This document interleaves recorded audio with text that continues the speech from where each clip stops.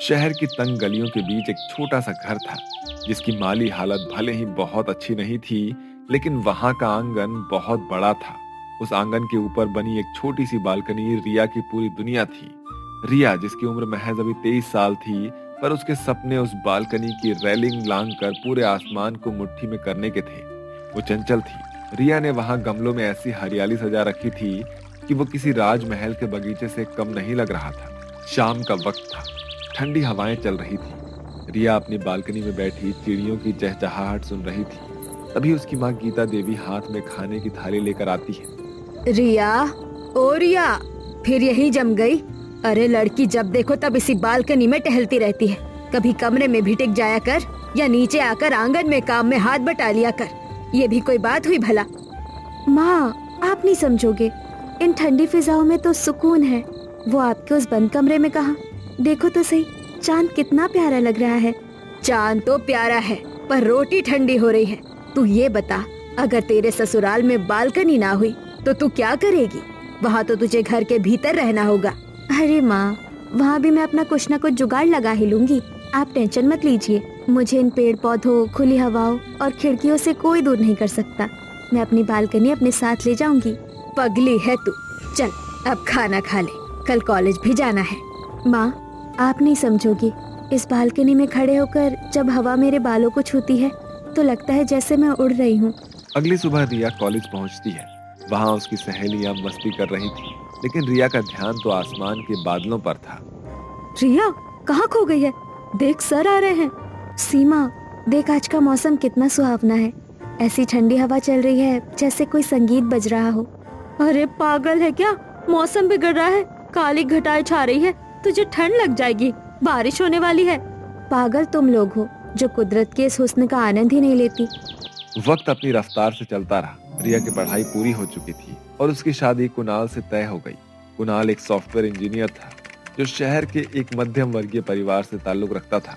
शादी का दिन आया, शहनाइयां बजी और रिया विदा होकर अपने ससुराल पहुंची। ससुराल का घर पुराना था, जहां दर्जी बहुओं का रिवाज था, यानी घर की औरतें मिलकर सिलाई कढ़ाई का काम करती थी ताकि घर में मन लगा रहे। गृह प्रवेश के समय सबकी निगाहें नई बहू पर थी। हाँ बहू, अपने भाग्यशाली कदमों से इस घर को खुशियों से भर दो।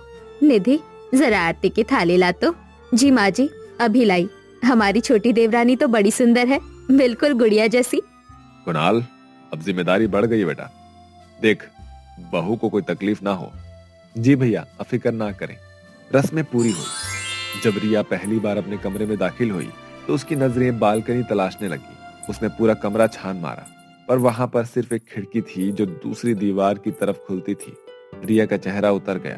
तभी निधि दूध का गिलास लेकर आती है। दीदी, इस कमरे में बालकनी नहीं है क्या? बालकनी? अरे छोटी, हमारे यहाँ बालकनी कहाँ, ये पुराने जमाने का घर है। हाँ, ऊपर बड़ी सी छत जरूर है, पर तू आज बालकनी को क्यों याद कर रही है? आज तेरी पहली रात है। देवर जी के साथ इस रात का आनंद ले। ये ले गर्मा गर्म दूध और शर्माना छोड़। निधि मजाक करते हुए चली गई। कुछ देर बाद कुणाल कमरे में आया। उसने देखा कि रिया खिड़की के पास खड़ी है और उसका चेहरा बुझा हुआ है। रिया, क्या हुआ? तुम इतनी परेशान क्यों लग रही हो? क्या तुम्हें घर पसंद नहीं आया? नहीं कुणाल जी, घर तो बहुत प्यारा है, पर क्या मैं आपसे एक बात कहूँ? बिल्कुल सही कह रही हो। अब तुम मेरी पत्नी हो और तुम्हारा हर सुख दुख मेरा है यार। मुझे इस बंद कमरे में थोड़ा जी मचल रहा है। मेरा एक ख्वाब था कि मेरी सुहागरात खुले आसमान के नीचे हो, जहाँ तारे हमें देख रहे हो और ठंडी हवाएं चल रही हो।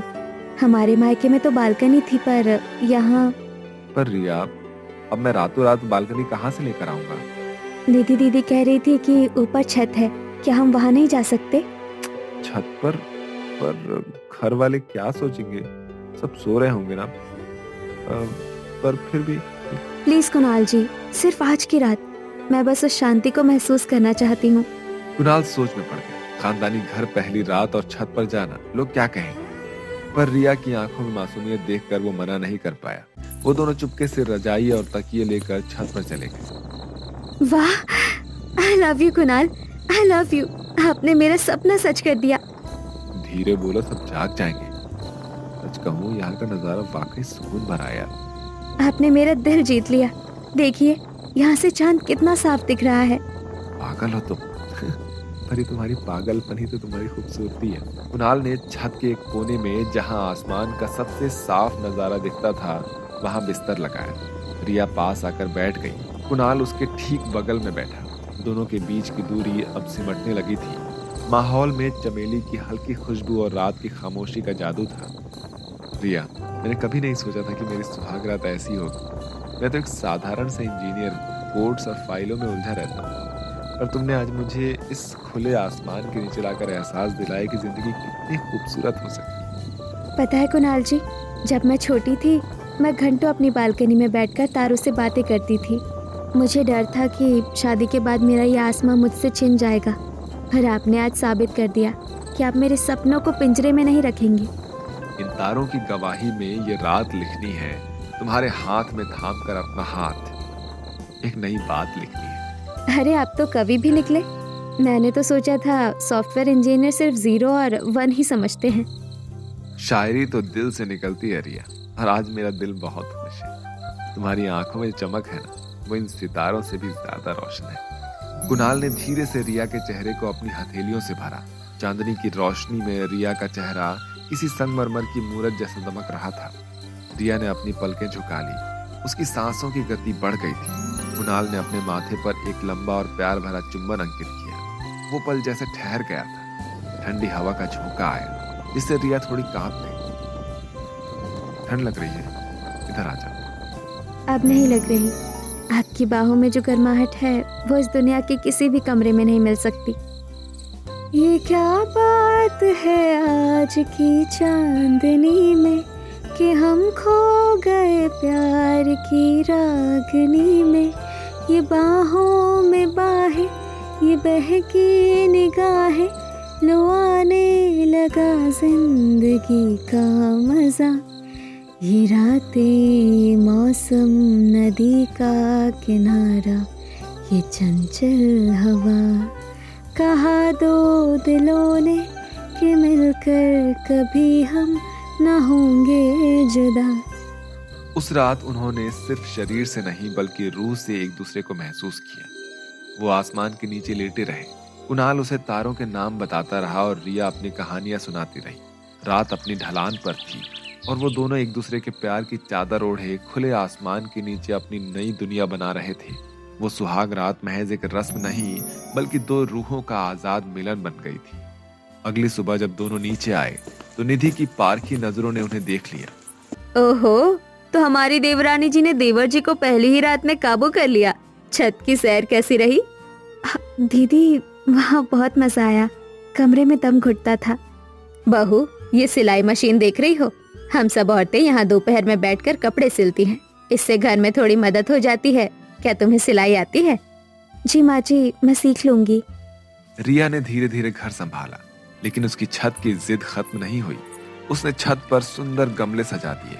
वहां की सफाई और हर रात कुणाल को छत पर सोने के लिए मजबूर करने लगी। सर्दियां शुरू हो रही थी। रात को ओस गिरती थी। रिया, आज बहुत ठंड है, चलो नीचे कमरे में सोते हैं यार, मेरी छाती में थोड़ा दर्द हो रहा है। अरे कुछ नहीं होता, आप तो बस डरते हैं। देखिए ना, ये ठंडी हवा कितनी अच्छी है। कुणाल रिया का दिल नहीं तोड़ना चाहता था, इसलिए वो कांपते हुए भी वहीं लेटा रहा, लेकिन नतीजा भयावह निकला।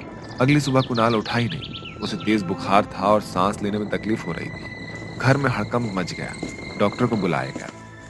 इन्हें निमोनिया हो गया। ऐसा लगता है जैसे लंबे समय तक ठंडी और ओस सीधे हवा उनके संपर्क में रहे। उनकी हालत गंभीर हो सकती थी। रिया, ये सब क्या है? तू इसे रोज छत पर क्यों ले जाती थी? क्या तुझे नहीं पता था कि मौसम बदल रहा है? हाँ रिया, मैंने भी तुझे टोकना चाहा था, पर तूने मेरी बात अनसुनी कर दी। मुझे माफ कर दीजिए माँ जी। मुझे लगा था कि खुली हवा अच्छी होती है। मेरी वजह से कुणाल जी की ये हालत हुई। तभी कमरे से कुणाल की धीमी आवाज आई और सभी अंदर भागे।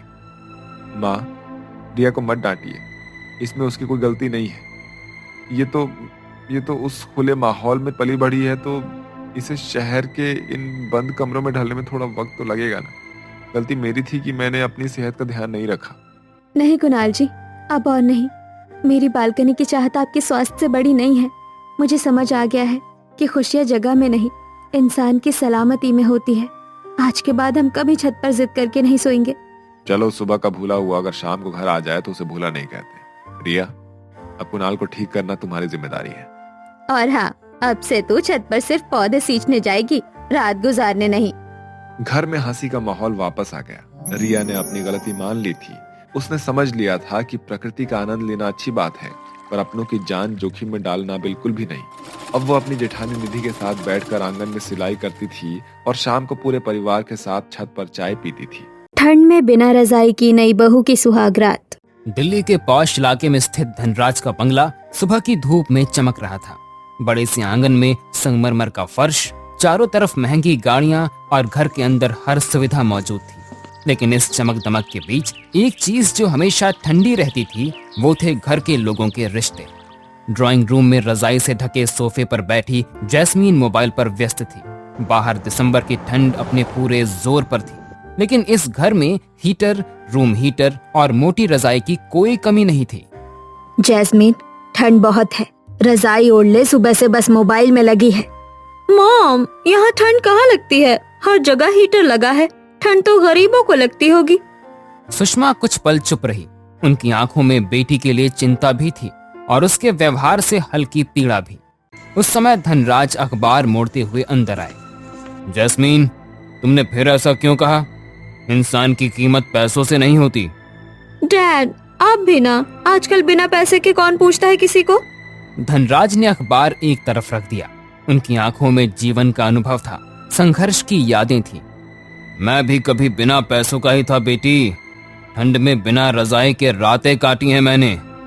जैस्मीन ने हैरानी से पिता को देखा। आप? ये तो मजाक लग रहा है। धनराज ने गहरी सांस ली। मजाक नहीं, सच्चाई है, और उसी सच्चाई ने मुझे इंसान बनाया। कमरे में थोड़ी देर सन्नाटा छा गया। बाहर ठंडी हवा खिड़कियों से टकरा रही थी। उसी शाम धनराज ने सुषमा को अपने कमरे में बुलाया। आप बहुत परेशान लग रहे हैं। मैंने जैस्मीन की शादी तय कर दी है। सुषमा चौंक गई। इतनी जल्दी? और लड़का कौन है? नाम है रवि।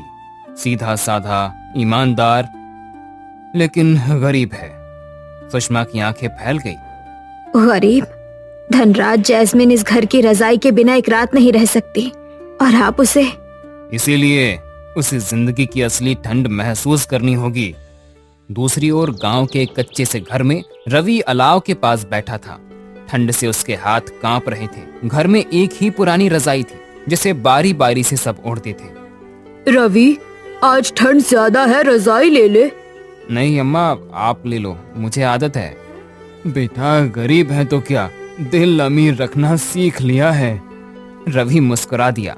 शादी बड़े सादे तरीके से हुई।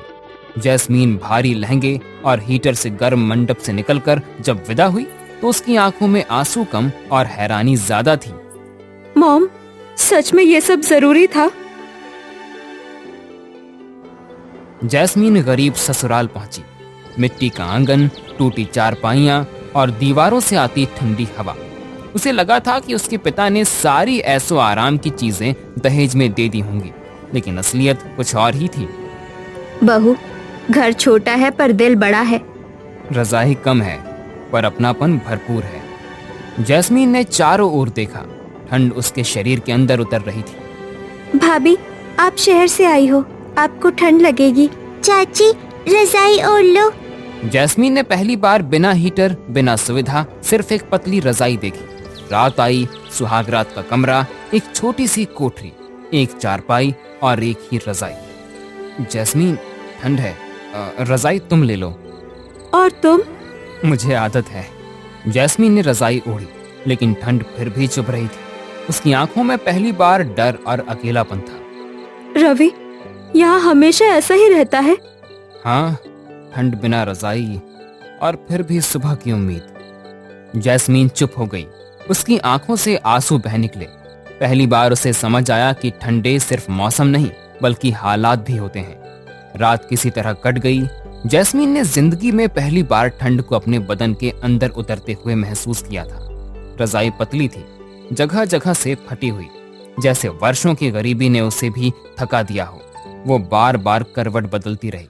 सुबह मुर्गे की बांग से उसकी नींद खुली। ये कैसी आवाज है? इतनी सुबह कौन चिल्ला रहा है?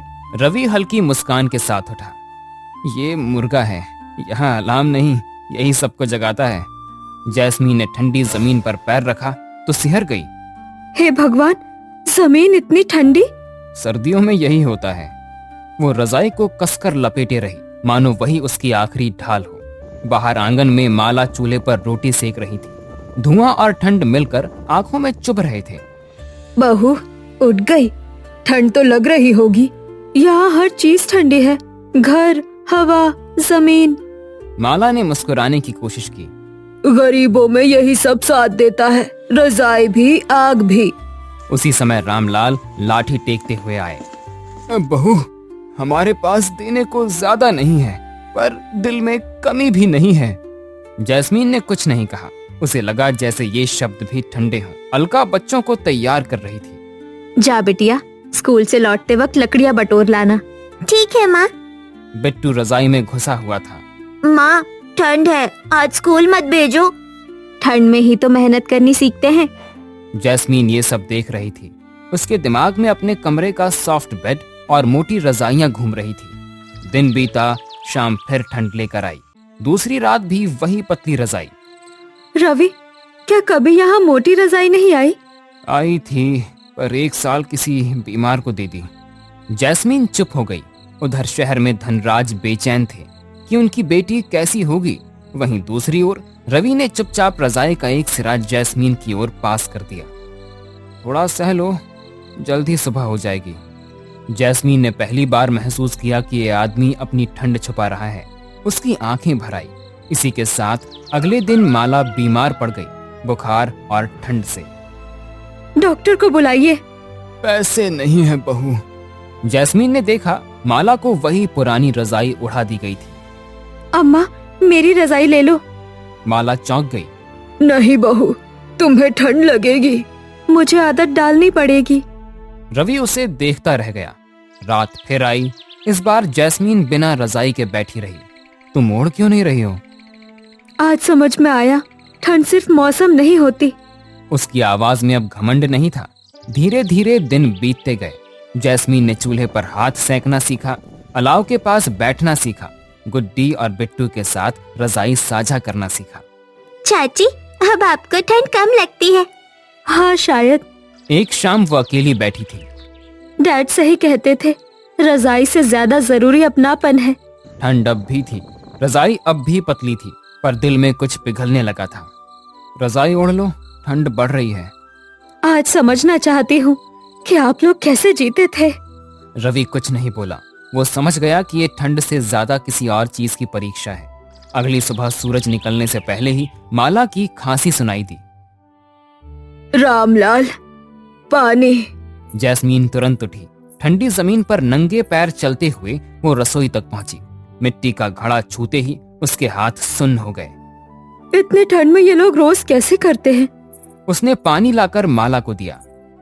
बहू, तुम उठ गई। अम्मा, आप ठीक नहीं लग रही। माला की आंखें भर आई। दिन चढ़ा। पवन काम पर निकलने की तैयारी कर रहा था। आज मजदूरी कम मिलेगी, ठंड की वजह से काम रुका हुआ है। जो मिले उसी में गुजारा कर लेंगे। जैस्मीन ने पहली बार गुजारा शब्द को महसूस किया। दोपहर को जैस्मीन बाहर धूप में बैठी। धूप कमजोर थी, पर ठंड से लड़ने का यही सहारा था। भाभी, शहर में भी धूप ऐसे ही लगती है? शहर में धूप कम, रजाई ज्यादा होती है। राधा हंसती। यहाँ उल्टा है। शाम को अलका ने सबके लिए चाय बनाई। बहू, दूध कम है, पानी ज्यादा डाल दिया। कोई बात नहीं दीदी। अलका चौंक गई। दीदी शब्द ने रिश्ते में गर्माहट घोल दी। रात फिर आई।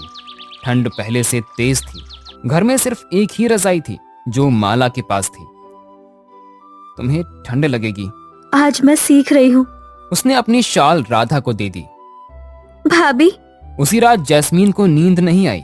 उसे पिता धनराज की बातें याद आने लगी। बिना रजाई की रातें, संघर्ष और इंसान बनने की सीख। शहर में धनराज खिड़की के पास खड़े थे। अगर मेरी बेटी ठंड सहना सीख गई तो वो जिंदगी समझ जाएगी। सुषमा ने कंधे पर हाथ रखा। वो बदल रही होगी, मुझे भरोसा है। गांव में अगली सुबह बर्फ जैसी ठंड थी। जैस्मीन ने चूल्हे पर हाथ सेंकते हुए पहली बार रोटी पलटी। बहू, हाथ जल जाएगा। ठंड से बेहतर है जलन। सब चुप हो गए। ये वही लड़की थी जो हीटर के बिना बैठ नहीं पाती थी। दिन बीतते गए। जैस्मीन अब सुबह सबसे पहले उठने लगी। वो रजाई को लपेट करके माला के पास रख देती। चाची, अब आपको ठंड नहीं लगती? लगती है, पर अब डर नहीं लगता। इस बार ठंड पहले से ज्यादा थी, लेकिन घर में अजीब सी शांति थी। आंगन में अलाव फिर से जला दिया गया था। सब लोग उसके चारों ओर बैठे थे। रजाई वही पुरानी थी, लेकिन आज उसे लेकर कोई झिझक नहीं थी। इस साल की ठंड कुछ ज्यादा ही है। ठंड तो हर साल आती है जी, बस साथ होना चाहिए। जैस्मीन ने माला की ओर देखा। उसके चेहरे पर झुर्रियां थी, पर आंखों में सुकून था। जैस्मीन ने चुपचाप रजाई उठाई और सबके बीच फैला दी। सब ओढ़ लीजिए, आज कोई अकेला नहीं रहेगा। अलका, पवन, राधा सब एक दूसरे को देखने लगे। बहू, आप सच में हमारी बहू लगती हो। गुड्डी और बिट्टू रजाई के भीतर घुस आए। अब ठंड नहीं लगेगी। जैस्मीन मुस्कुरा दी। ये वही मुस्कान थी जिसमें अब घमंड नहीं, अकेलापन था। अगले दिन सुबह सुबह एक गाड़ी गांव के बाहर आकर रुकी। गांव वाले हैरान थे, ऐसी गाड़ी यहाँ कम ही आती थी। भैया, कोई आया है। रवि बाहर निकला। गाड़ी से धनराज और सुषमा उतरे। डैड, आप यहाँ? जैस्मीन दरवाजे पर आकर ठिठक गई। पिता को देखकर उसकी आंखें भर आई। डैड? धनराज ने चारों ओर देखा। कच्चा घर, ठंडी हवा, साधारण लोग। फिर उनकी नजर जैस्मीन पर गई। वही बेटी, लेकिन बदली हुई। लगता है ठंड ने तुम्हें सिखा ही दिया। जैस्मीन आगे बढ़ी और पिता के हाथ थाम लिए। डैड, यहाँ मैंने बिना रजाई के जीना नहीं, समझना सीखा है। सुषमा की आंखों से आंसू बह निकले। घर के भीतर सब बैठे। माला ने वही साधारण चाय बनाई। चाय साधारण है। सबसे कीमती वही होता है जिसमें अपनापन हो।